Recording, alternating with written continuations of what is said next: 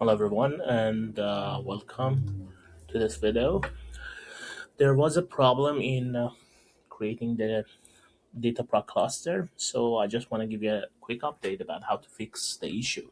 So the issue is about the I am an admin permission, so I show you how to fix it. First of all, make sure that your APIs are enabled. So here just search DataProc and then API. Two API should be activated. So the first one is Cloud DataProc API. So get to the API page, make sure that you activated it. Currently, I activated it, and it shows me manage. It should show you API enabled. Another one is DataProc Cloud DataProc Control API. This also should be enabled. Enable this as well. In addition to that, you need to go to I am an admin from here or from hamburger menu. Here, I am an admin, and you will see the username that you have, and it creates the clusters for you. So this cluster should have several permissions, several additional permission. Currently I added those permission. When they don't exist, just click on this pencil icon, edit this principal, and change the role of it to DataProc worker, and also the role should be owner. So make sure that you add this. If you don't have it, add another role and add them to the list. So when you add these two to the list, then you are able to create the clusters. So make sure the role of this principal is data proc worker, and um, this user is an owner. And this way, when you get back to the data proc clusters, you are able to create the cluster without any issues. So for creating the cluster, as I mentioned previously, you just write the name, a unique name. Central is good, standard is good. Change it to Ubuntu 22 and save. Don't activate optimization, don't do anything here. Just here, make sure that you install Jupyter Notebook, Zeppelin, and Pig. If you're an advanced user and know what the others are, you can also activate it. In the configuration of the node, as I mentioned, increase the memory to 16 gigabyte of memory, decrease it to 30 gigabyte as we don't need more. For worker, also 30 gigabyte is more than enough. Don't change the memory for that, just for the manager or master node, making 16 gigabyte. Make sure that it is going to, it will be accessible from outside. So that is helping you to access the server from outside, that I give you information about that later. Don't change anything else, and then now you are able to create without any issues. So it takes a while, and you can ignore this message. It is in the provisioning state. You can go to VM instances section by clicking on that. So you see now it's available for master or manager node, worker 0, worker 1. If you open the SSH terminal, you're able to communicate to the server. Authorize. And now you are able to run the lab exercises. Okay. So here, for example, I have, let's see if it's there, cd/ls. The Hadoop directory is still not here, and it means that it's not established yet. It's in the provisioning.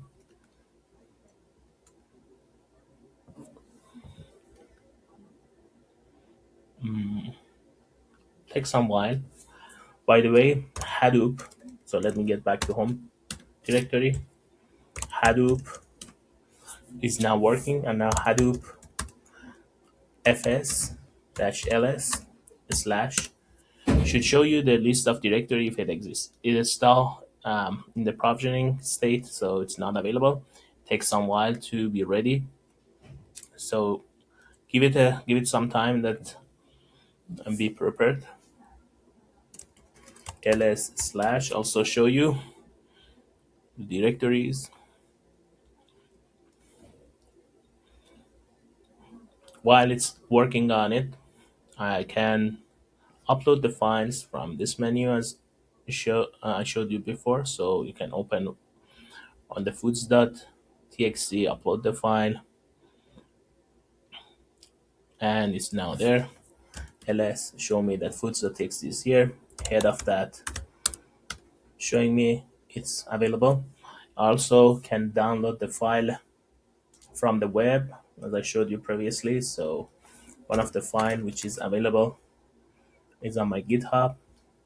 So for example, this dataset bank.csv, click on raw and copy the URL, go to the terminal, wget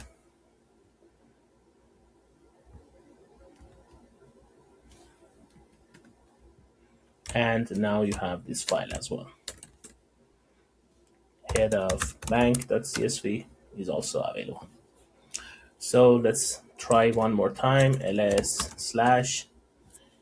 Now Hadoop is available. It seems that the provisioning is completed. However, the status is still showing that is in the provisioning. Probably we are able to do something on that.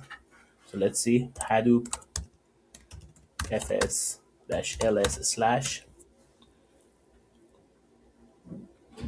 will show you the list of directories in under Hadoop. If you see this HDFS Hadoop, it means that you are connecting to Hadoop distributed server, distributed cluster, and there are temp directory, user directory, var directory there by default. So I want to, let's say, create, this is similar to the home directory on Linux. I can create a directory there. How? Anytime that I want to communicate with Hadoop, I should write Hadoop fs at the beginning, or equivalently HDFS DFS, both of them doing the same.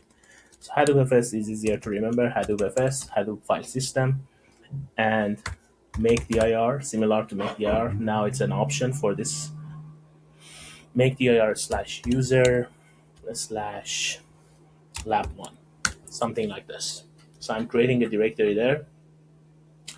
It says it doesn't exist. Oh, I made a wrong pass. Now, what about this? Make dir lab1. So it's created. Now I can transfer the file from local. So we call the home directory of Linux local and Hadoop as the remote. So bank.csv, food.txt, I just can put there.